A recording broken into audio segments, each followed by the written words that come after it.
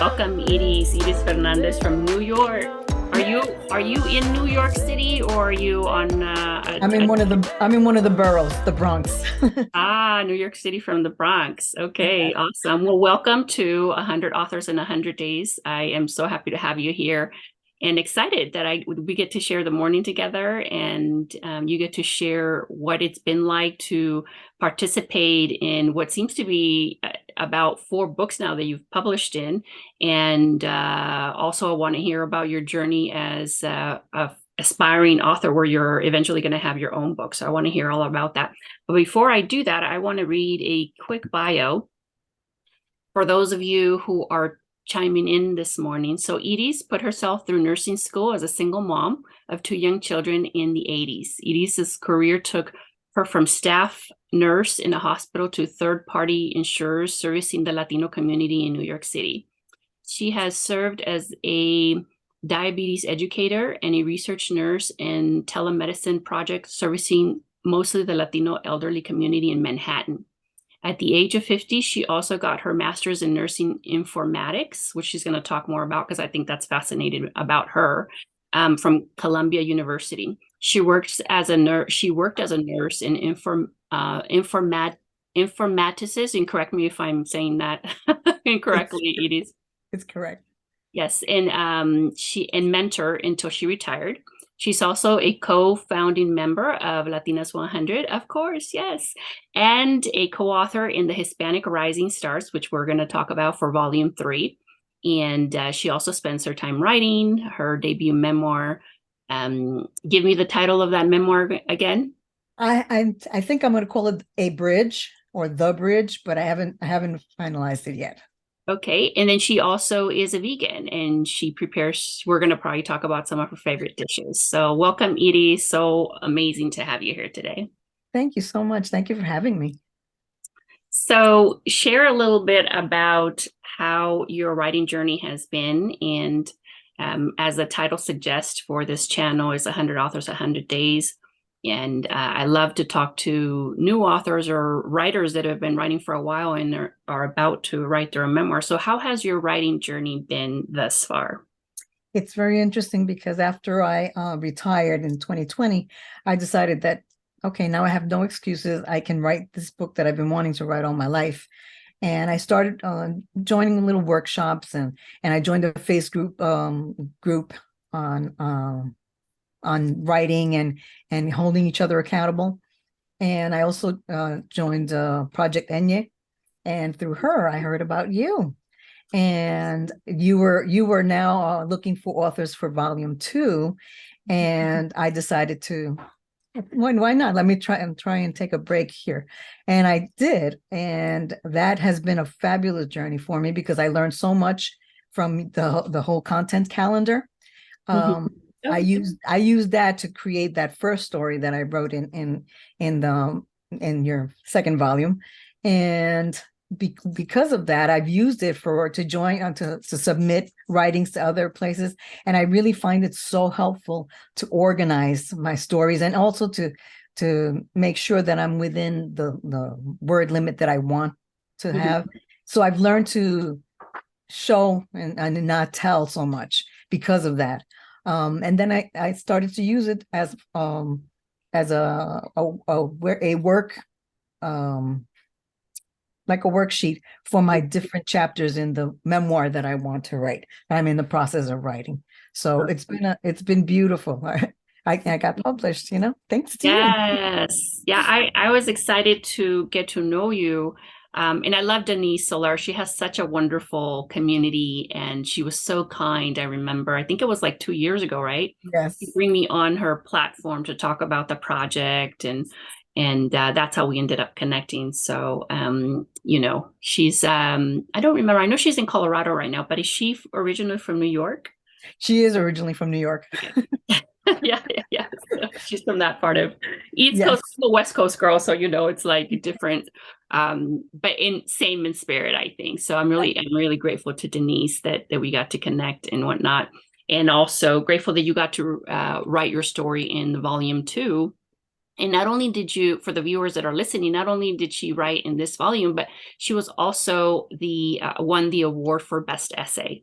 So her story was read by the group, by the community, and we're like, this is it, you know. So she got to have her best essay award in this book. So, and also for those of you who are watching, she's also part of the Hispanic Stars Rising, and this is a volume 2, right? Or am I, or Volume 3. volume 3? Volume 3. So she's in this book, and she will be in volume 3 for the Latinas 100 project. So I'm 4 excited for that one. Oh yeah, and then 4 for so you're coming right along in terms of, you know, getting published and getting your feet. When one of the things that I really find when people come on board is not only does the project for Latinas 100 kind of give you a taste of what it is to write and publish, but then now you're motivated to write your own book, that's the whole goal of the project, to get more Latinas to write, because you have a really interesting story, which I hope that you can share this morning, and that is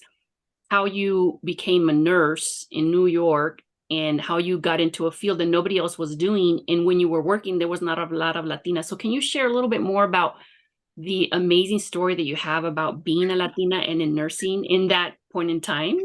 Sure. To backtrack, I come from the Bronx, and from the projects in the Bronx. So I'm really, you know, South Bronx projects. And my parents were, you know, immigrated from Puerto Rico, the island, to New York. They met here, and they had my brother and myself. I was the older of the two, and we went to Catholic school. My father was a cook, and you know, he sacrificed and worked 2 and 3 jobs just so that we could pay tuition. You know, living in the projects, we didn't really have a lot of money. We didn't have cars. We didn't have anything. So, and this was back in the 60s. And I was always the brainiac at home. I was always very good at science and math. And I even went to Bronx High School of Science, which is pretty prestigious in the Bronx as a teen. However, I took a little detour in my youth, and I became a teen mom.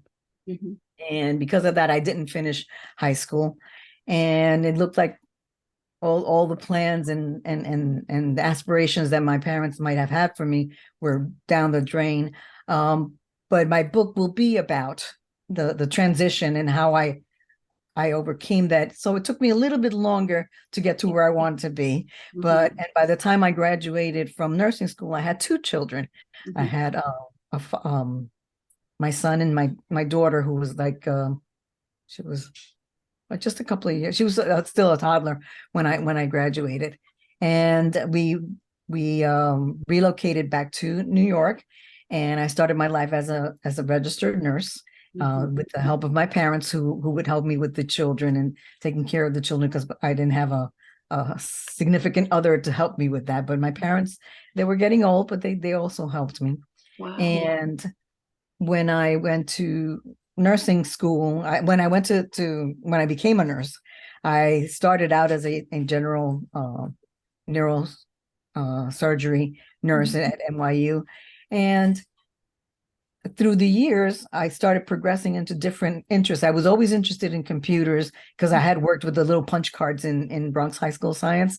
So that's the precursor to the motherboard and all that. So that always interested me. And actually I chose to work for Columbia, for NYU, as opposed to Columbia, because NYU had a very archaic system for ordering medications, and you were able to order from one floor and get the medication somewhere else. So that was the computerized version of NYU. So I wound up going there because of that interested me.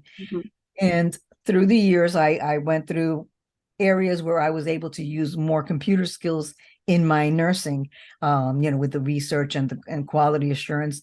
And then when I was 50, I got my master's in nursing informatics from Columbia. And as a result, I then started working in more informatics type things, where it involved medical records and creating medical records or applications for medical records. And that's where I ended my nursing career, the last 15 years was involved in that. In Memorial Sloan Kettering, I had done a lot of the building and creating and teaching all of the applications that we created for the hospital, teaching it to the nursing staff. Mhm. And that's where I ended my nursing informatics career in 2020. Mhm. I I didn't know what that was until I met you, and then you explained it to me or whatnot. And how many Latinas did you come across that were in the field or they were registered nurse? And the reason why I asked that is because, in my family, I'm like one of the only women in my family who didn't become a nurse or a Mhm. nurse's assistant because I'm Latina Mexicana, and everybody's like a nurse's assistant, right? It's just kind of part of like our lineage, right? Everybody's a nurse. But then you come around and you were a nurse in the 60s doing in New York. Was there a lot of Latinas who were doing what you were doing? Absolutely not. Uh, it was actually the 80s when I finally graduated, and I noticed a few Latina nurses that were in nursing wanted to just stay at the bedside, and they didn't want to have anything to do with computer skills. They wanted to write their little notes and they want to take care of their patients, and there's no interest whatsoever. And through the years, it just it stayed that way. When I graduated, I was the only Latina that graduated. There was only a small nursing informatics group, and it was like 5 of us. And I think 2 of them were Korean, and I was the only Latina to graduate. And when I started working in the field, I worked in Montefiore, I worked in Columbia Presbyterian, I worked at a Memorial. Mhm. There was only one other nurse who actually was studying, leaning towards nursing informatics, and she switched and became a nurse practitioner instead when we were in that telemedicine project, because she really wanted the patient care. They didn't really want to deal. I wanted to make life easier for nurses, so I felt if I was in the back end trying to create things for nurses to be able to take better care of their patients, that's what spurred me on. I felt, everybody does everything finances. There's ATMs and there's all kinds of things for the finances, and that's a very important thing. But what about taking care of a patient? What if you enter something on one floor and the patient has to be transferred somewhere else? You have to wait for a piece of paper or something. Or what if somebody drops the chart someplace? You don't know what's going on and from one place to another. So I wanted to make life easier for the medical staff, particularly the nurses. And that's why I got into it. And I would have loved to mentor some Latina nurse somewhere, but there were just none. Everywhere that I went, the nurses did not want any part of it.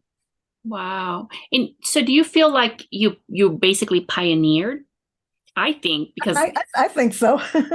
I think so. yeah. I'm hoping that more and more. I mean, the pandemic came in and kind of made everything crazy for everybody. But I'm hoping that there are more, as there's more digital and more information that's available to the staff. They see the value of it. I mean, I've seen it in the hospitals that I worked in as they progressed and changed and went to better applications to be able to, interoperability with the different hospitals.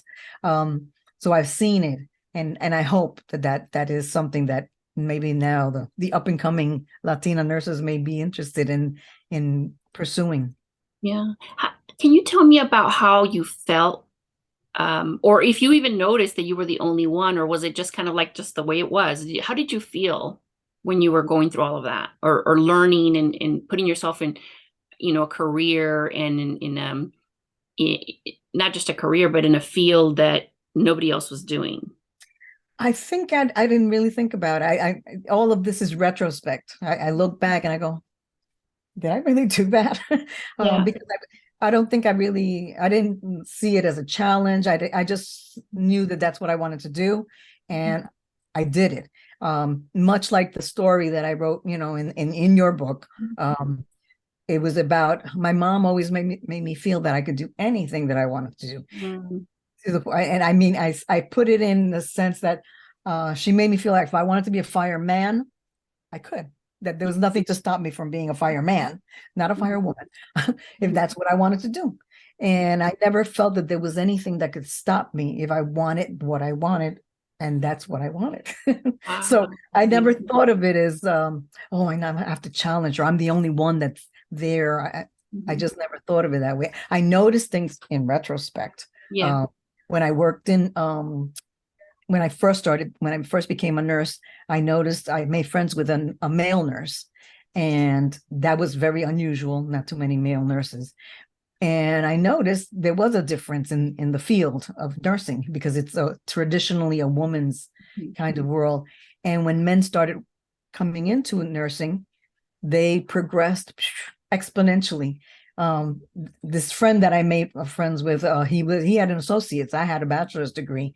We started the same day on opposite sides of the same floor in the same building, and yet, he could do no wrong, and he just spurred on and started progressing. And I'm going, wait a minute, what's going on here? So those were the little things that I saw through the years, that the men always did better.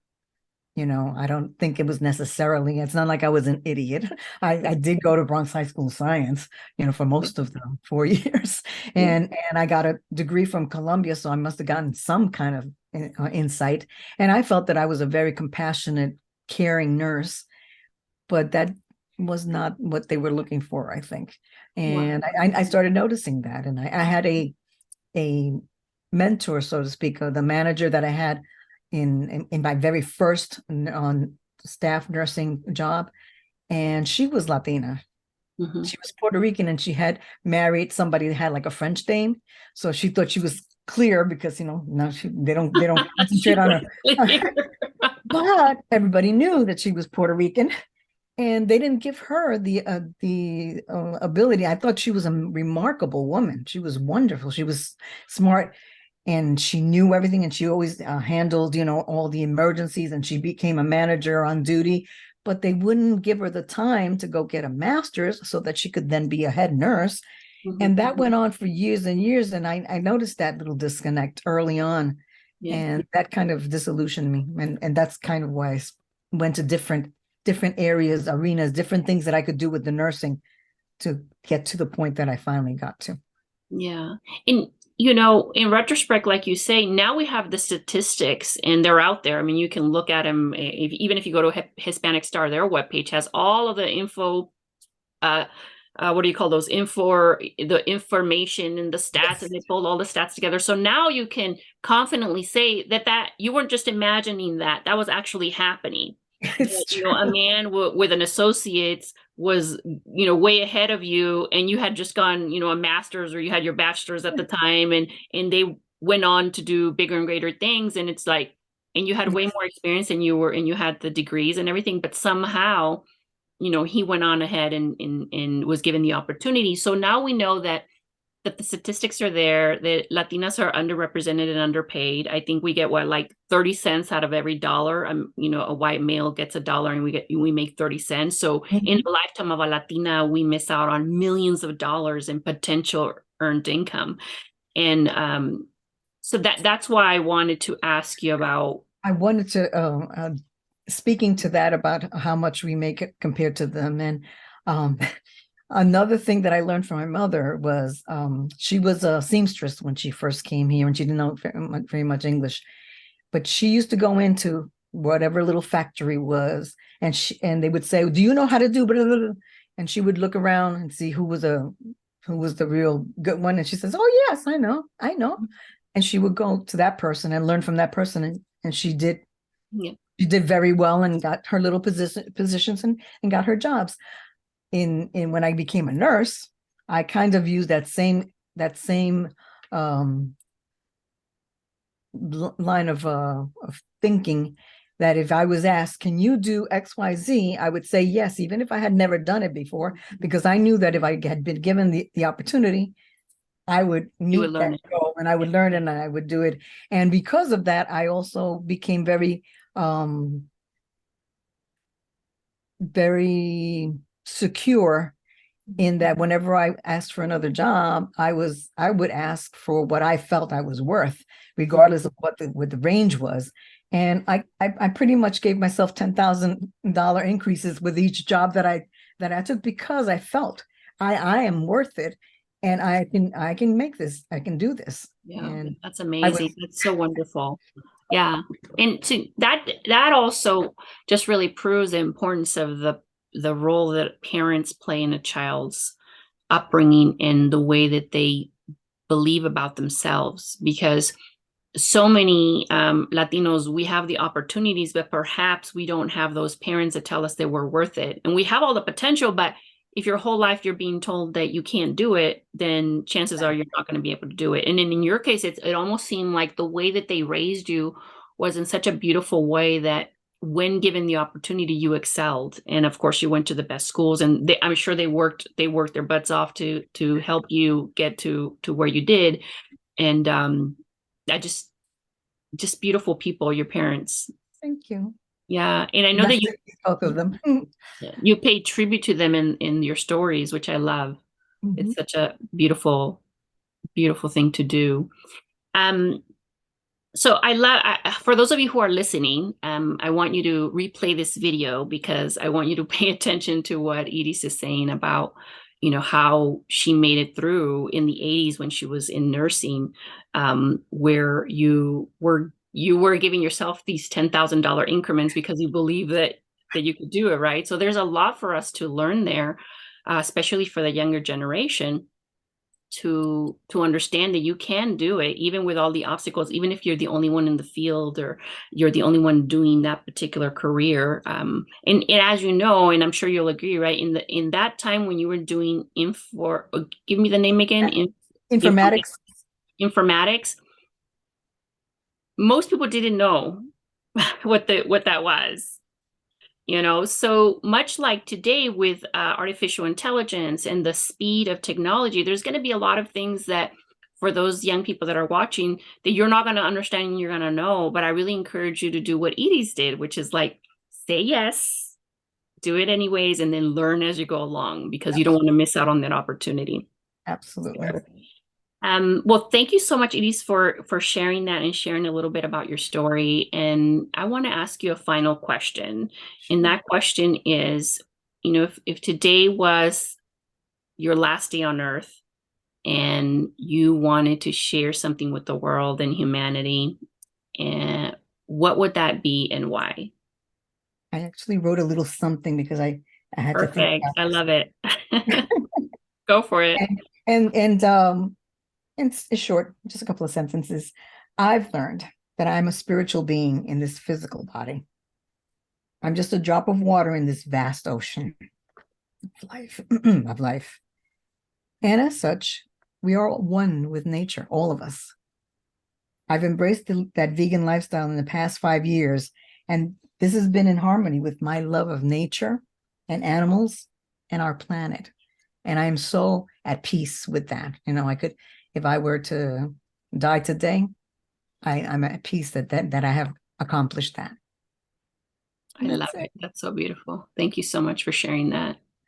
Well, I'm excited to have you in our volume 3. I'm excited to know you, or grateful that I got to meet you through Denise Soler, and that I keep, every time that we connect, that I keep learning about you and love your stories, and I love what your life has been, because I've learned a lot about myself through hearing your story. And I know that if you do that for me, that you do that for a lot of other women. I hope if I can do that for anybody, I am very, very, very happy to do that.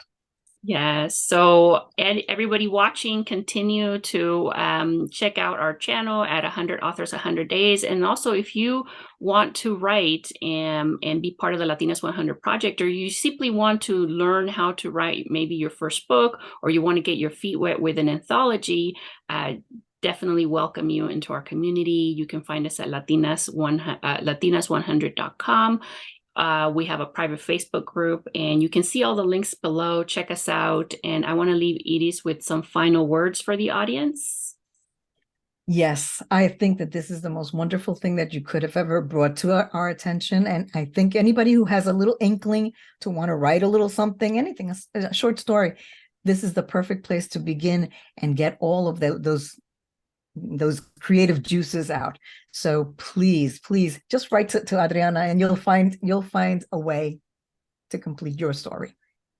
Thank you so much. So also, Iris, before we go, let us know the title of your future book that's coming out. Right now, I'm still playing with the title, but I believe it's going to be The Bridge or A Bridge. Wonderful. And then do you have a webpage set up for that yet that we can direct our viewers to? Not yet. I Not haven't. yet. I didn't get that close. So what But we'll I will. do is, for those of you who are watching, when she has everything set up for her book, we're going to put the link under this video. And then when you watch this video recording, whether today or in the future, you can go to her webpage and check out her new book, which will be launching hopefully this year, right? I hope this year. I'm trying Yeah. for this year. Awesome. All right, Edie, thank you so much. Big hug. Thank I you so much. appreciate you. Talk to Thank you you so soon. much. Bye-bye. Bye.